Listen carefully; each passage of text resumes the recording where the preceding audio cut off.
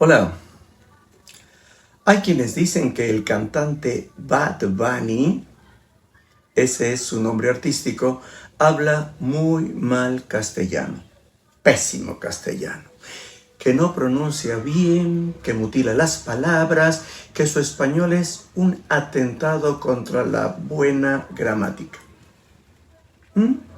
Esto es aparte del contenido de sus letras, que es otro tema. Sin embargo, hoy millones de personas cantan sus canciones en español, incluso en países como Estados Unidos, donde predomina la lengua inglesa. Entonces la pregunta aparece, aunque es incómoda. ¿Realmente Bad Bunny habla tan mal? Y si realmente lo hace, ¿cómo es que ha logrado que medio planeta se vea estimulado a cantar en castellano? Quizá el problema no sea Bad Bunny. Quizá el problema en este caso sea nuestra idea de lo que significa hablar bien un idioma. En la calle nace el ritmo, en el aula nace la norma, y entre ambas va la lengua, buscando su propia forma.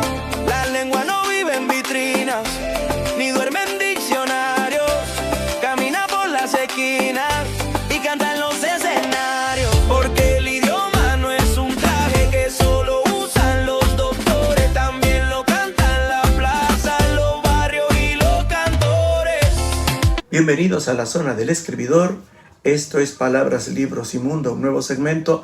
Y hoy hablemos de lo que es un buen o un mal castellano, teniendo como excusa a este polémico intérprete llamado Bad Bunny.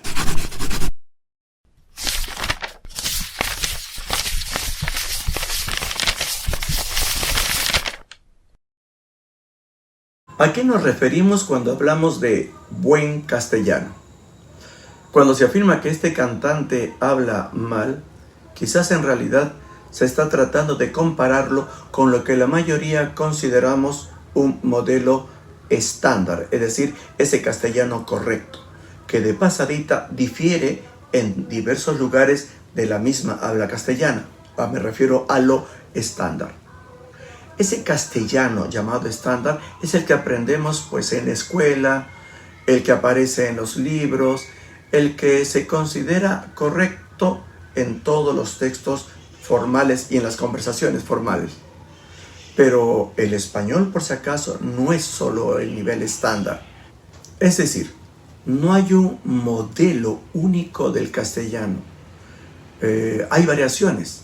El español de Puerto Rico, como el de Cuba, República Dominicana o muchas zonas del Caribe, tienen sus rasgos propios, que no los hacen ni mejores ni peores que el castellano de otras regiones. Por ejemplo, la aspiración o pérdida de la S al final de la entonación, un ritmo particular que suelen darle, las influencias mayores del inglés, entonaciones muy marcadas y, repito, articulaciones que para otros lugares suelen ser demasiado ambiguas o difusas. Desde el punto de vista lingüístico, sin embargo, ese no es un error, es una variedad dialectal. Ahora bien, otra cosa distinta es lo que se conoce como registro. Bad Bunny no canta en el registro académico, canta en lo que se llama registro urbano o regional o popular, pero los registros también forman parte de la riqueza lingüística. Este fenómeno social lingüístico no se explica necesariamente desde el lado musical, que repito, podemos discrepar del contenido de esas letras en otra reunión. Estoy hablando del terreno lingüístico. En los últimos años, este cantante ha pasado de ser un intérprete popular a convertirse en un símbolo de lo cultural latino, pese a quien le pese. Uno de los momentos apoteósicos, el que consolidó su prestigio, fue en la gran presentación en el Super Bowl de California en Estados Unidos, uno de los eventos de mayor atención. Miles de personas en el campo y millones a través de las redes sociales escucharon a este intérprete convertirse en la representación de lo que es lo latino, de lo que es el castellano popular.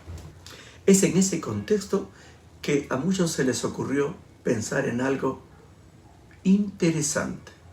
Un intérprete latino cantando en español, según los puntos de vista malo o bueno, dominaba uno de los escenarios más visibles del planeta. ¿Para qué negarlo? En ese momento, todo se volvió especial. Un hecho mediático que se volvía en un hecho cultural y en cierto modo en un asunto político.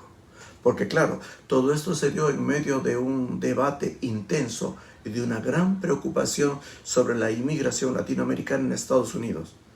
Entonces, la lengua española aparece en el centro del espectáculo global en medio de esta situación preocupante. Paradójicamente, un artista criticado por su mal castellano se convertía en uno de los rostros más visibles del español contemporáneo. Entonces, surge una pregunta inevitable en relación al castellano de él y de otros como él. ¿Nos incomoda su lengua por razones gramaticales o por razones sociales o desconocimiento del castellano en distintos niveles regionales? Las discusiones sobre un buen o mal castellano casi siempre esconden algo más profundo, lo que se conoce como prestigio lingüístico. La lengua estándar de la que hablamos suele asociarse con educación, autoridad, cultura. Las variedades populares, en cambio, suelen asociarse con informalidad, marginalidad, falta de educación. Pero cuando una lengua popular o una variedad de ella entra en el escenario global, entonces el equilibrio cambia y los gustos también. Entonces, la lengua del barrio empieza a circular en estadios, festivales y plataformas internacionales y se convierte, primero en moda y tendencia, a lo mejor pasajera, pero es probable que muchos registros lingüísticos y formas de entonación empiecen a pegar en la lengua en general. No porque esté mal construida o bien construida, sino porque desafía la idea de quien cree tener derecho a representar el idioma correcto. Tal vez el castellano no sea como una estatua fija y perfecta. Probablemente la lengua sea más bien como una ciudad viva, cambiante, que se modifica y se acomoda a las circunstancias, incluyendo las palabras. La gramática del aula se compara con las palabras del barrio. La voz del poeta se entremezcla con el ritmo de la calle y eso se llama riqueza lingüística. El idioma no es un museo, es un lugar donde la gente habla, canta, discute, ama, se equivoca y se transforma constantemente. Y mientras alguien siga cantando en español, aunque de pronto ese español a algunas regiones no les guste, pues seguirá habiendo cultura popular. Y mientras esto exista, la lengua en sí misma se irá retroalimentando. En fin, el castellano no es un conjunto de signos estáticos.